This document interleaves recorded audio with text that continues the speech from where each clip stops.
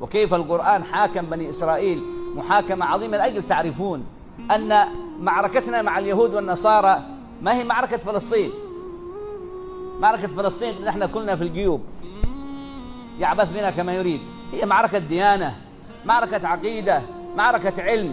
يجب أن نرتقي نحن المسلمين حتى نعرف كيف نحلل وضع اليهود والنصارى اليوم، ماذا يفعلون في العالم، من هم رسل الدجال، من هم رسل الشيطان، كيف ينبغي أن تنهض أمة محمد بالعلم. لا والله بتنهض بالصواريخ ولا بالطائرات ولا بالشركات ولا بالاقتصاد. لا نهضة لأمة محمد إلا أن ترجع لما أنهضهم به النبي محمد عندما كان يجاهد على 3 تمرات وفتح العالم بكل سهولة بكل بساطة. أما ما ترون من ما تشترى من الأسلحة في عالمنا العربي والإسلامي وتخزن ما تمر 30 سنة إلا وهذه الأسلحة اللي بيقتلوا بها اليهود صاروا هم يقتتلون بها ويموت بها المسلم ضد المسلم. أما ترون هذا في مجتمعاتكم؟ رأينا هذا، عمري الآن فوق 60، رأيت أكثر من 4 أو 5 معارك.